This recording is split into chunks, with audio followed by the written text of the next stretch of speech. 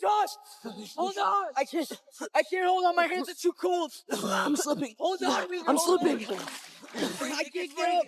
Here, I'll push you out. Here, I got you. 3 children fell into an icy lake and desperately tried to save themselves. A shop owner who noticed the situation quickly called the police. The police soon arrived at the lake and did everything they could to rescue 2 children lying on the ice. But another child named John had already sunk to the bottom of the lake.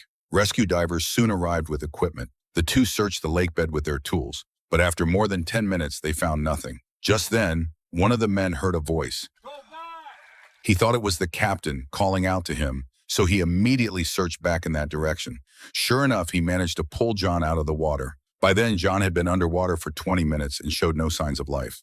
Still, the doctors continued emergency resuscitation. John's mother rushed to the hospital after receiving the news. John was taken into the emergency room. After a series of rescue efforts, the lack of oxygen had lasted too long. When John's mother arrived, the doctor could only declare him dead. She trembled as she touched her child's icy cold hand.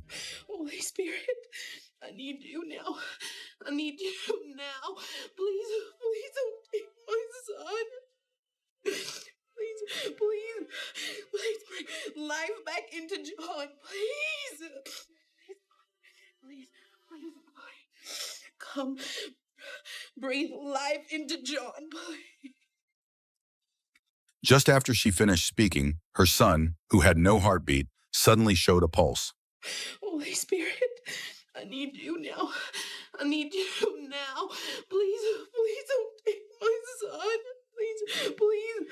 Please bring life back into John, please. As soon as she finished speaking, her son, who had already lost his heartbeat, suddenly had a pulse. The doctors rushed to check him, and even they found it unbelievable. A helicopter was immediately called in, and Johan was transferred to another hospital for further treatment. After examining him, the doctors there told her that although her child was still alive, his pulse was extremely weak, and after 20 minutes without oxygen to the brain, even if he woke up, he would suffer severe brain damage, and there was a high chance he would not survive the night. They advised her to call the rest of the family. The mother could not accept this and begged the doctors not to give up on her son. The doctor who had previously tried to save John returned home. After hearing about John, his daughter lay in bed late at night, overwhelmed with pain. The doctor wrote the case down because in all his years of medical practice, John coming back from the dead was nothing short of a miracle. Soon the night passed. John, who had already been declared dead by his attending physician, somehow survived the most critical period.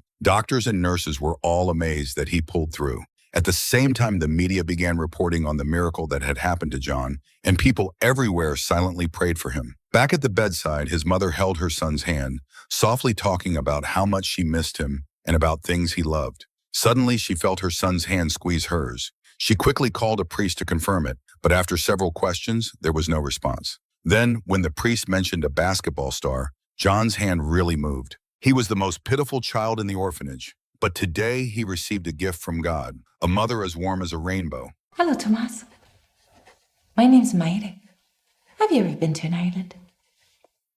However, the moment his adoptive father saw him, the smile on his face instantly vanished. He despised weak children. Just a single fierce glare was enough to make the boy unable to even hold on to his luggage. Sure enough, that very night, the adoptive father made it clear to his wife just how much he hated the boy.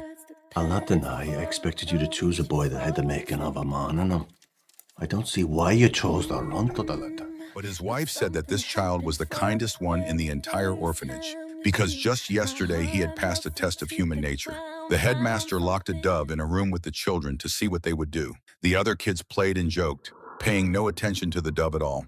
Only the boy opened a window and set it free. Yet this act of kindness made him the target of bullying. Who said you can do that? It's mine, so get it back. Yeah, get his bird back. Yeah, fly off. They snapped his crayons in half, threw away his drawings, and even threatened that next time they would throw him out the window. Even though his mother understood Thomas's kindness, his adoptive father still disliked timid children. When Maury taught Thomas how to collect eggs from the chicken coop, he was frightened by his adoptive father once again. The first moment he saw Alec, he was so scared he could barely hold the eggs steady, but his mother was gentle. You've got plenty more. Come. It's okay. At dusk, the sky began to pour with rain. The boy stared at the puddle in front of him. He wanted to step into it and play, but was afraid of being scolded by his adoptive parents. Sure enough, at that moment, his mother walked over with a serious expression. He braced himself, fully prepared to be reprimanded. How can you resist? Come on then! It's not a sign. Oh, it's not that. He's just been so busy. Is it true?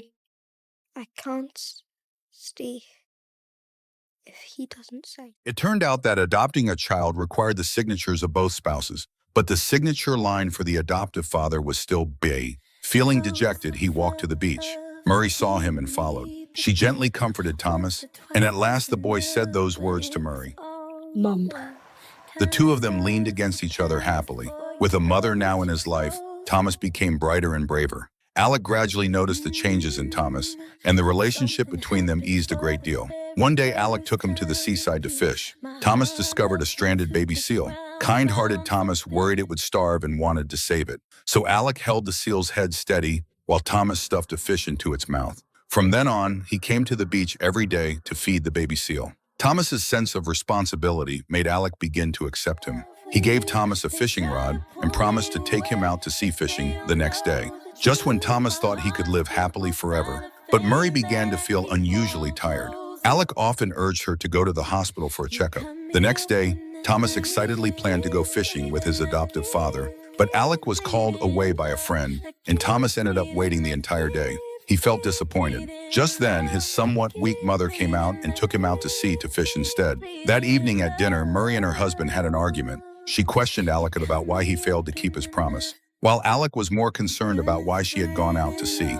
The two parted on bad terms. After school that day, as soon as Thomas stepped into the house, he learned that his mother was going to be sent to the hospital. With red, teary eyes, he begged her not to leave. To comfort her son, she took out a red handkerchief and wrapped a smile inside it for Thomas. You can't go, Mom. They're not even trying. They're just gonna let you. She can't go. Please, she can't go. You've got to leave now, Thomas. No.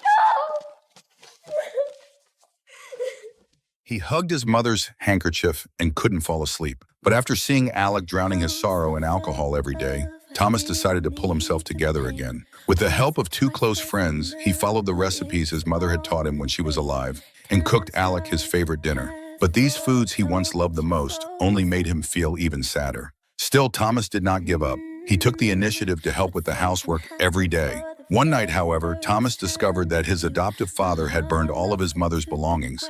He rushed forward in anger, trying to save those precious memories. Watching the treasured items burn to ashes, Thomas hysterically confronted Alec. It's your fault she's gone. All your fault. She cheated me because you never came. Because you weren't there.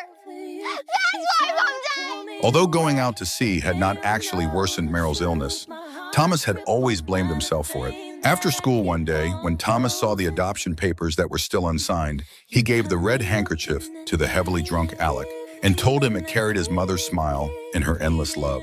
That night, Alec slept soundly. The next day, Thomas packed his bags and decided to leave. But Alec spread the colorful cloth across the dining table, and the whole house seemed to come back to life. Just then, Thomas saw the administrator who had come to take him away standing outside. You didn't sign the papers. And I won't be signing these papers unless I have your permission. Permission? Do you want to go back to the orphanage? No. Then you'll not go. I'll be wearing these scars forever.